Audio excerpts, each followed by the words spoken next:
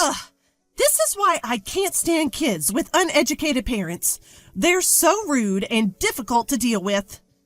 Who are you talking about? Oh, you don't get it unless I spell it out for you?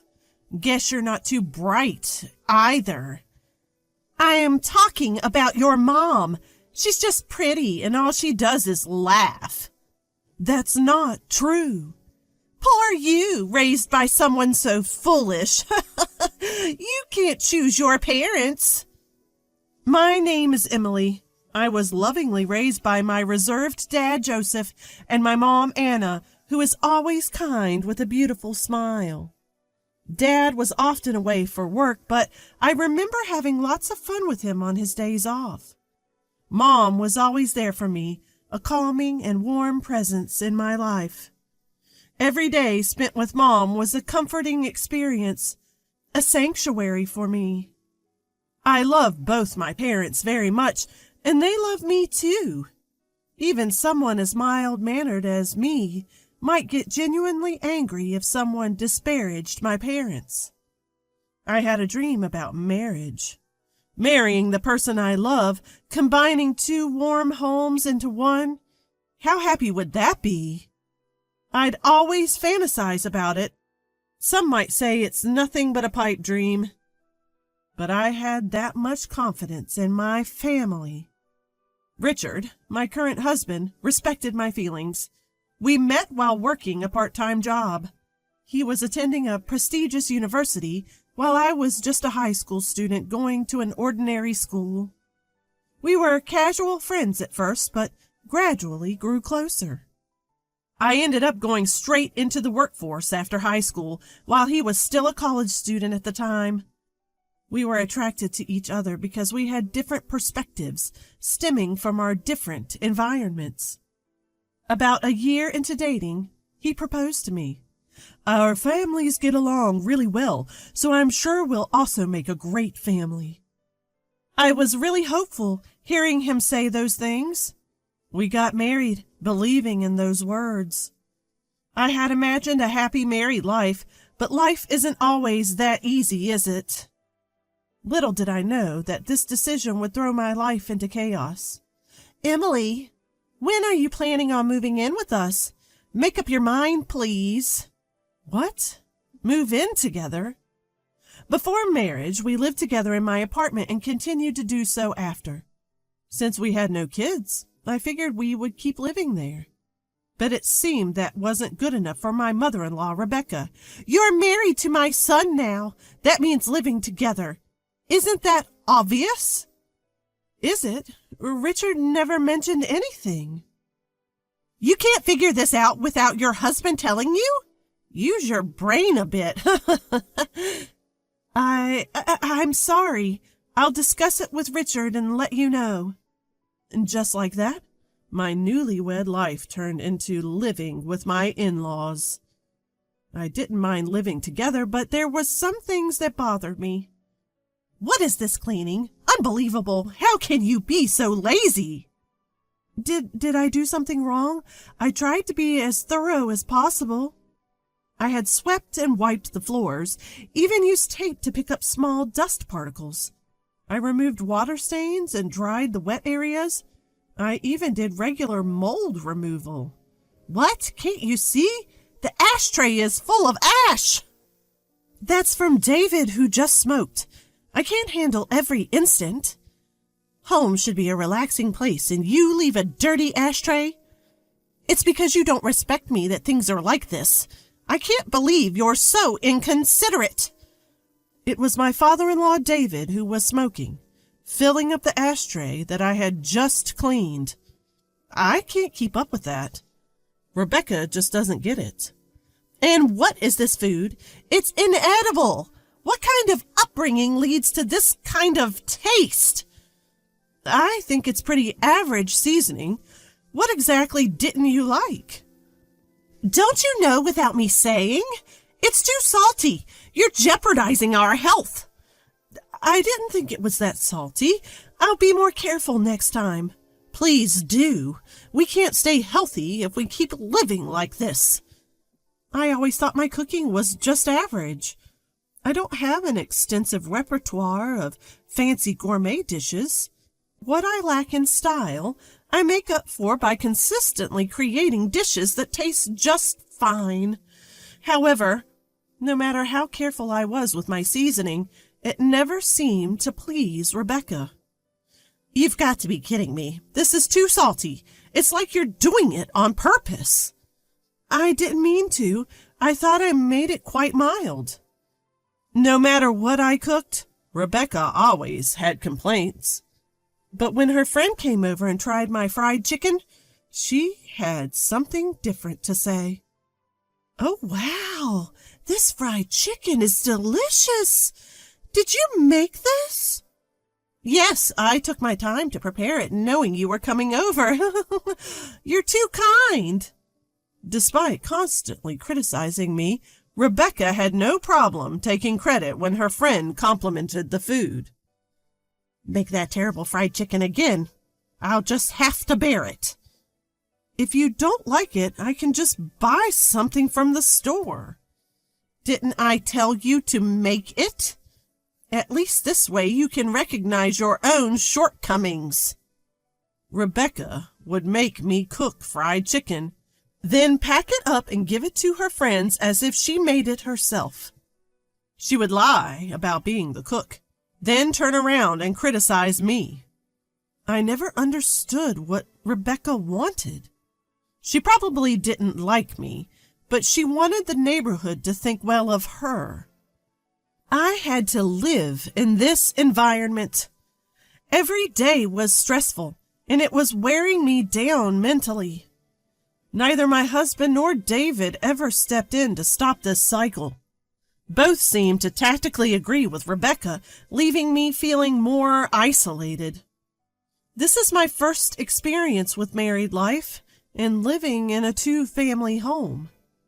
Maybe this is just the way the world works, and I'm the one who can't handle it. I had no one to talk to, so I tried my best to endure it on my own. Emily, my clothes haven't been ironed. I wanted to wear this outfit for lunch today. But you said you wanted to wear something else yesterday. I've already ironed that. Well, I changed my mind. Being my son's wife, you should have anticipated that. At this point, I had no idea what the right thing to do was, and I was utterly frustrated. In that house, I felt like I had no allies. I gritted my teeth and put up with it, thinking that patience was my only option. Then, one day, the inevitable happened. Rebecca made sarcastic comments to me, as usual. By now, I've grown used to it and don't take it too seriously. Maybe she finds my reactions boring because her attacks have changed lately. You're always so inadequate, no matter what you do. I'd love to know your upbringing. I was raised by my parents just fine, thank you. Maybe I'm not perfect, but talking back, huh? Exactly my point. Normally, people don't raise children to talk back to their mother-in-laws. It's all your mother's fault. She doesn't have any impressive degrees, does she? She might not have degrees to flaunt, but that's a different issue. See? Talking back again. That's why you're no good. Your poor upbringing really shows. Enough. Can you please stop insulting other people? I can't take it anymore. My voice grew stronger as I couldn't hold back my emotions. Rebecca didn't miss my slight glare. This is why I hate kids with low-educated parents. So impolite and difficult to handle. Stop talking about my mom. Education has nothing to do with this. Oh, you must be stupid too, then. Your incompetence speaks volumes. Must be nice to skate by on your looks alone. I couldn't live like that. I haven't, but that's beside the point. You're pathetic, raised by such clueless parents. Well, you can't choose your family. She continued to insult my mom, and I had reached my breaking point. If you continue like this, I have my own thoughts too. I never intended to live with you in the first place. What? We took you in, didn't we? We're housing someone as incompetent as you. You should be grateful because we felt sorry for you since you couldn't receive a proper education." Rebecca sneered as she taunted me. "Enough is enough. You have no right to say these things. At least my mom never raised me to insult other people." David finally broke his silence after hearing our exchange. "What's with that tone? Don't you have any respect for us? I'm just giving you guidance. That's what a daughter-in-law should be grateful for." "Let me be clear. I have no respect for you. All you do is complain, right?" "You're unbelievable. You don't belong in this family. Seems like you need some tougher lessons." David seemed quite frustrated with my defiance. My husband watched this whole exchange without intervening or saying a word. This situation is just not right. I thought we'd be a good family. I decided I couldn't stand my husband or his parents any longer and chose to divorce and cut ties. "This family is messed up. I can't take it anymore. I'm cutting you all out of my life." "What? You're divorcing him? You've got guts. Leave right now." I took David at his word, quickly packed my bags, and left my in-laws' house. I tried to calm myself down, but I couldn't anymore. When I rushed back to my parents' house with my bags, they greeted me with shock. After sharing what happened, they silently hugged me and patted my back. "You did well. You didn't do anything wrong, and thank you for standing up for yourself." My mom comforted me in a gentle voice. Dad, quiet as ever, seemed to be contemplating something. After a while, he started to speak. "I have a plan. Emily, take some time off. Leave the rest to me." I was surprised because Dad never says things like this, but his serious expression made me believe him. Since I didn't think things would work out with my in-laws, I drafted divorce papers and sent them, as I had declared. I don't know what my husband thought, but there was no rebuttal from him. "All done. Goodbye." That was the only message I received. I shed no tears over the abrupt ending. Then the situation took a sudden turn. As soon as our divorce was finalized, Dad sprang into action. "Hey, what's going on? I have nothing to do with this." Out of nowhere, I got a call from Richard. "What's this about? Stop calling me all of a sudden. We're done, remember? A project I was spearheading just got abruptly canceled. They said they couldn't do business with someone as untrustworthy as me because I hurt Emily." Upon hearing more, I find out that the new project Richard was responsible for got canceled. The reason? Apparently his dishonesty toward me, and the hurt he caused me was to blame. I couldn't see how these dots were connected. As I'm on the phone with Richard, Dad steps in and takes over the call. "Is this Richard? I'm the one who canceled the deal. I don't think you're someone I can do reputable business with." "What? Why are you involved, Joseph? This has nothing to do with you." "You don't have the right to call me Joseph anymore. You didn't know that I was the client, did you?" "What? Joseph, you own that company?" Turns out the company Richard was dealing with was actually Dad's company. Dad knew Richard was involved and tried to distance himself as much as possible. But after this incident, he reviewed the work and found it to be pretty sloppy. "You're just dumping your work on your subordinates, just like you ignored Emily." "That's not true." "I heard from my staff that progress isn't being made. It's not realistic to continue business just for the sake of it. Plus, your family even insulted Anna. Treating my precious family with such cruelty is reckless." "That's a misunderstanding." "Even after the divorce, your mom kept sending snide remarks to Emily. That's concrete proof." "This has nothing to do with me. It's what my mom did. How can you mix this up with business?" "You're not even competent at your job. Plus, you submitted the divorce papers without any hesitation, didn't you? You never protected Emily from the snide remarks your mom made, did you? Dad calmly corners Richard with these points. I might have considered working together if your only issue was incompetence. But I've lost all trust in you and your family. I don't care what your company thinks of me. I won't do business with you. This is unfair. Personal matters are affecting a fair business deal. If you have complaints, go through the company. From now on, I will only communicate with a company representative. With that, Dad hung up the phone. Continuing from where we left off, things took a turn for Richard and his family. Richard's project got officially scrapped.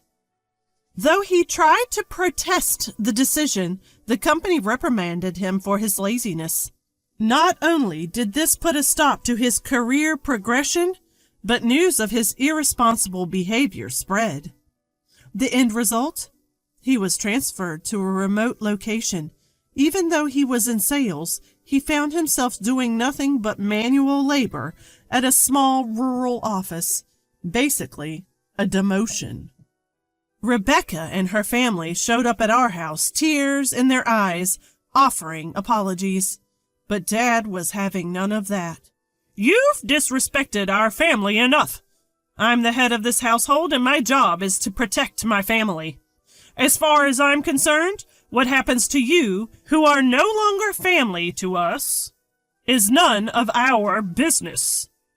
Rebecca got pretty emotional, crying and shouting so loudly that the neighbors could hear.